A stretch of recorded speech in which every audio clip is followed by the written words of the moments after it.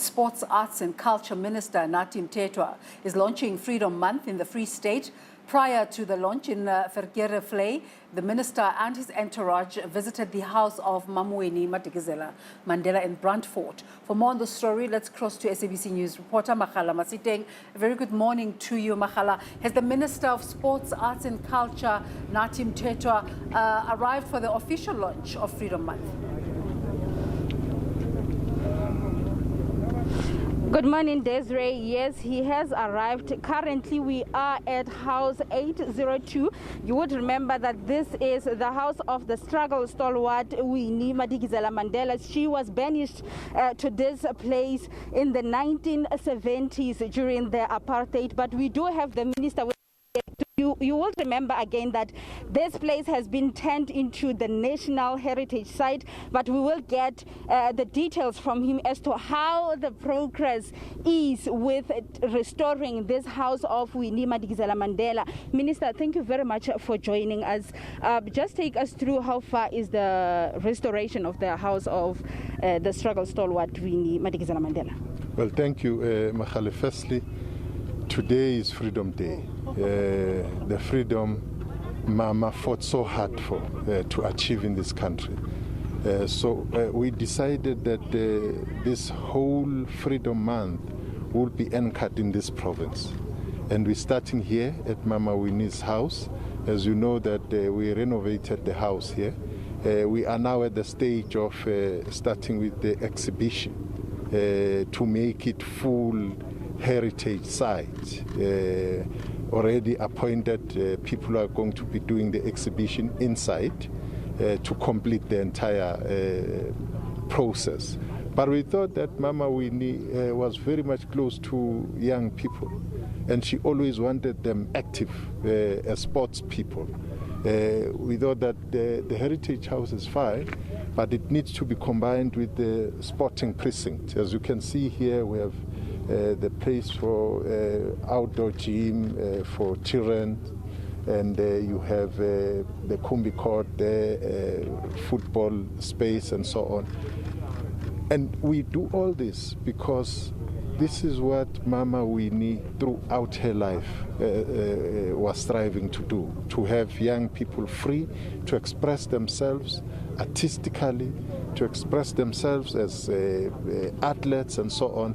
And we are delighted that we are launching this Freedom Day, which is our national day here in South Africa, here, where the person who fought so hard for this freedom state. You talked about exhibition. In the past, when we were talking to some of the residents in this area, especially the ones who have been living with Mama Winnie during those years, they have some documents and some things that they can be used in the museum. Are those going to be incorporated in the exhibition? Absolutely. Remember, here we are not talking about just an individual. She was an individual as far as being a human being, but we are talking of the whole institute. She was an institute in her own right, in her own name. We have people, we have one of them who are together here with him who lived here with Mama during those years. It's going to be a whole host of things. We are still interacting with the family. You'll remember that the famous beetle which used to park outside here would want to see it back here, so that the whole story, her story, is told for the generations now and for posterity. Now, I know your department is also responsible with the issues of renaming of towns and all of that, and we have heard that the Brandfort could be named after Mama Winnie. Absolutely, that has come to us. The speaker here, I was talking to her this morning. The process is on, because you appreciate that for the process to succeed, there has to be consultation. It's at the stage of consultation, consulting the families, both the Madikizela-Mandela both the Madikizela and Mandela family for the name change, and also consulting local people here, so that even those who have objections, we are able to deal with them through the process. So that's where the process is now, and the local municipality is determined to change the name, which I think is something generally which is welcome. Can we have an estimation, or we are not clear on that currently? Well, the process is not a very lengthy process once it starts, because you see, it can't start in earnest without first getting approval from the person you want to name an object, a city or whatever after, So that has to be cleared first, because you can't even move without that. So once that is cleared, then the municipality will be able to engage the community and hear the views of the people, and they will take the process to the National Geographical Names Change Council, which then will recommend to the Minister of Sport, Arts and Culture, who will decide that yes or nay.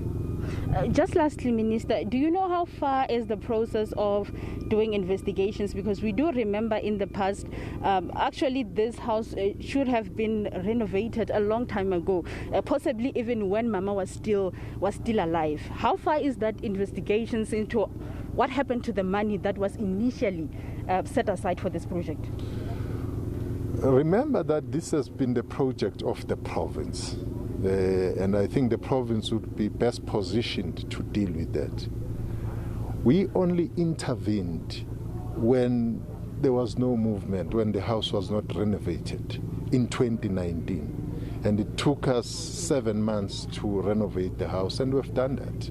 There is no money missing here. The project is here.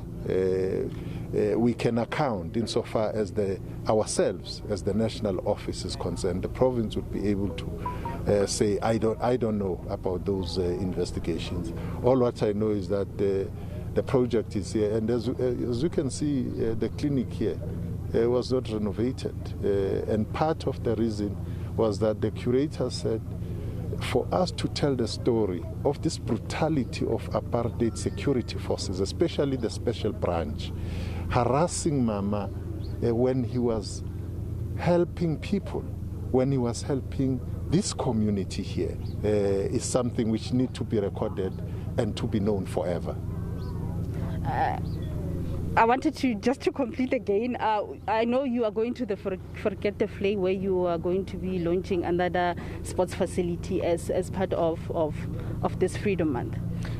Absolutely. You know, we really believe that if you have an active nation, if you have an active people, especially youth, you are guaranteed for safety, for progress in society, and therefore we are,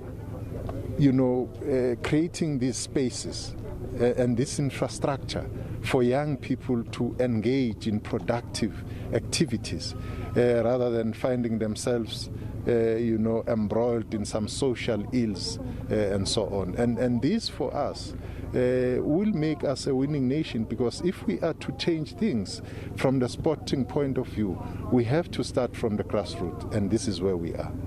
Thank you very much. That is the Minister of Sports, Arts and Culture, Nathi Mthethwa, explaining to us that today he will be launching Freedom Month, and they came exactly to this province to also visit Mama Winnie's house, because she is that icon.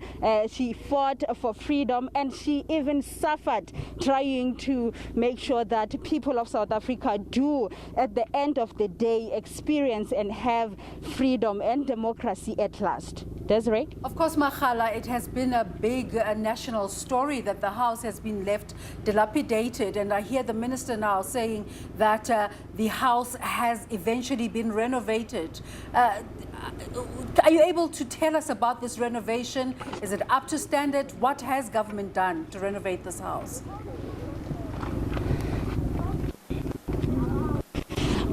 Desiree, just briefly, they tried to keep it as it was, even though they tried to revamp it. But I will ask my colleague just to pan and show you even the clinic. They tried to keep it as it is, as he has been explaining, that to show the struggle that Mama Winnie had to go through. So this is how it is. As you look at the back there, and they also building a sports facility just next to it to ensure that as much as people will be going through and coming and see what happened during those in 1970s when Mama was living here, they will be able to again have the sporting facility. Desiree?